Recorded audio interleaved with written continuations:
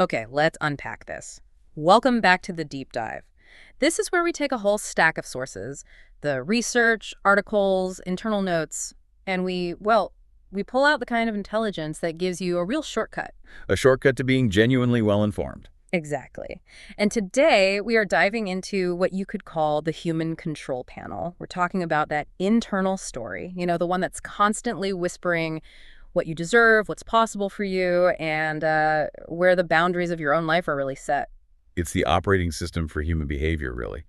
Our deep dive today, it pulls heavily from research into, deep persuasion, identity formation, and the really specific neurological scripts that dictate our reactions. So the promise here is a set of blueprints. A set of blueprints for understanding and, more importantly, changing the way people, including you, make major decisions. And our mission today is to get at the heart of why we do what we do. Specifically, we're going to unpack how identity acts as this ultimate gatekeeper. Deciding what information gets in, what opportunities are even seen as possible. Right.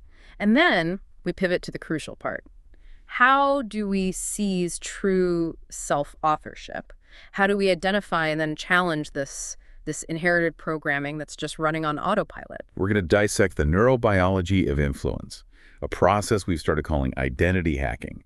We also have to confront the ghosts. The ghosts. These ancient scripts that are frankly running our lives. And then finally, we'll explore the paradox of guilt and shame and why we so often use pain as a kind of disguise for virtue. Okay, let's start right there. At the foundation, identity. It's a word we hear all the time, but in this context, behavioral change, persuasion, what is the hard definition? Think of it as the brain's highest level control system. It determines what is safe, what's normal, and therefore what's allowed. Okay.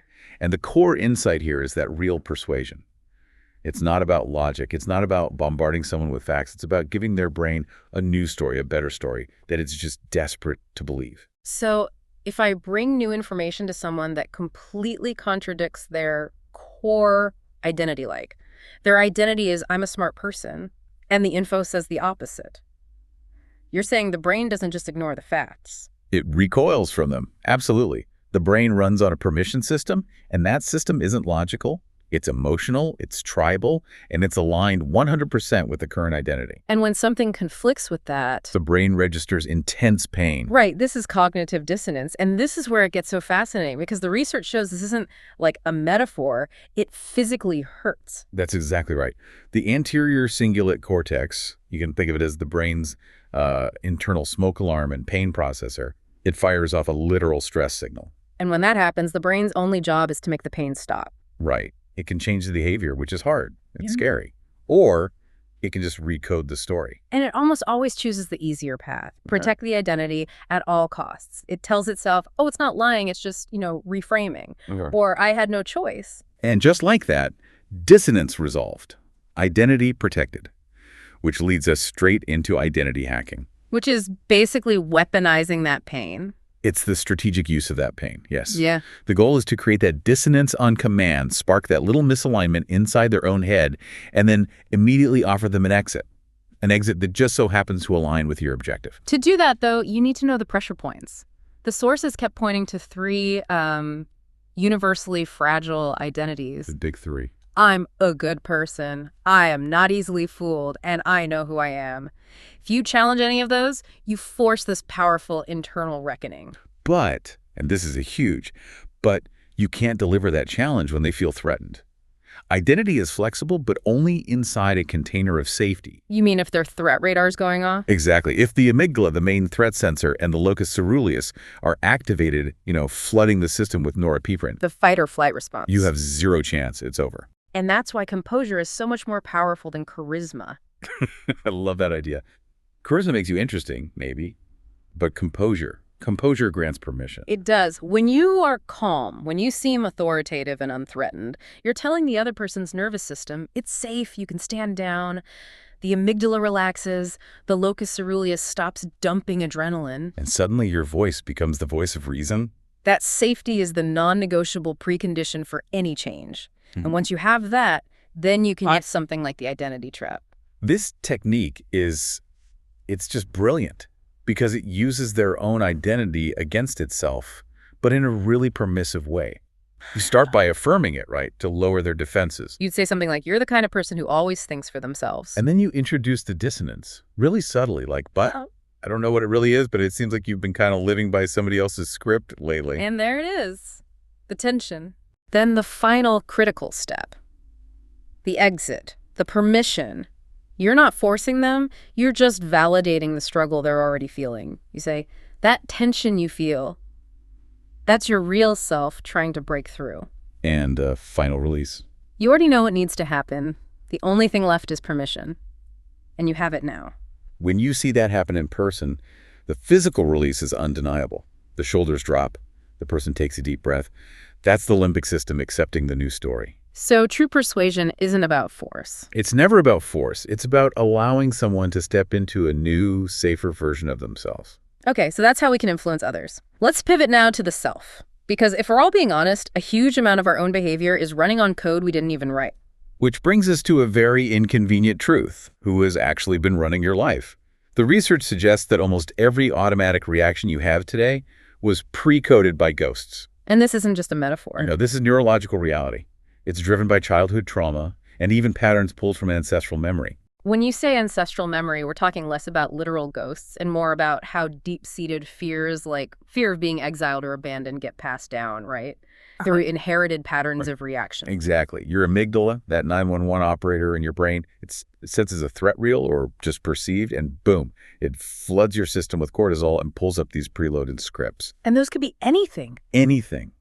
Your mother's anxious attachment style, your father's contained rage, or maybe it's the 6-year-old version of you who learned that, approval was currency, that silence meant safety. And those ghosts are still dictating the present. That's why the sources talk about Fortune 100 CEOs making billion-dollar decisions from the, and I'm quoting, wounded psyche of a bullied third grader. The scale of that image really says it all. It shows how deeply these unconscious scripts can undermine adult logic. Which is why just arguing with yourself with logic, it so often fails. It fails because these triggers, these automatic behaviors, they live closer to the brainstem in the mammalian code. The closer to the brainstem, the more automatic the response. It's designed for pure survival, bypassing our conscious mind completely. So to access that ancient programming, you need a map. And that brings us to this FATE model. The FATE model is the access key, F-A-T-E. It stands for focus, authority, tribe, and emotion.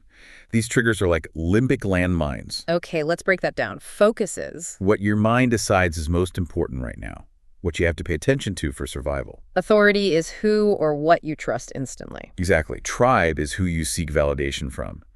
And emotion. Well, emotion is the lightning-fast shortcut that just overrides everything else. So a limbic landmine might be something that makes you feel like I don't belong, that triggers the tribe response, and you retreat. Regardless of logic. So if we want to intervene, we have to be able to spot these landmines. We have to do what's called trigger mapping. Which starts with listening for emotional heat. Loaded words. Metaphors. When someone says, that relationship just crushed me, or I felt completely invisible, those are the keys. They're telling you the ghost script is about inadequacy or worthlessness. You also watch for the physical tells, right? The little flinches, a pause before a story. The voice lifting slightly on a sensitive topic, that's the mammalian code being activated. And then you decode the lifetime scripts, the person who says, I always have to handle everything. That almost always points to a trigger around abandonment or inadequacy. The formula is simple. Trigger equals a pattern of unresolved emotion plus a specific context. So once you've mapped the landmine, you can hack it. You can insert what the sources call a safe haven trigger. It's a 3-part wedge. It's designed to bypass all those defenses. First, you name their experience. You say something like, I may be wrong here, but you probably feel like nobody ever sees the real effort you're putting in. Second, you reframe that pain as valuable. That tells me you're the kind of person who carries more than their share. That's admirable. And third, this is the most important part. You anchor their safety to you. You become the solution. You say, you're not going to get that here. You can completely relax.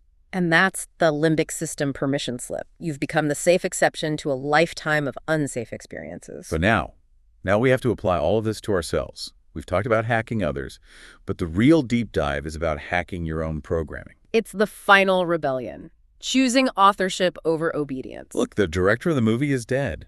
The audience you were performing for, they're gone. But so many of us are still on stage performing someone else's tragedy, bleeding for applause that stopped years ago. And the first, most liberating truth here is that you are not your triggers.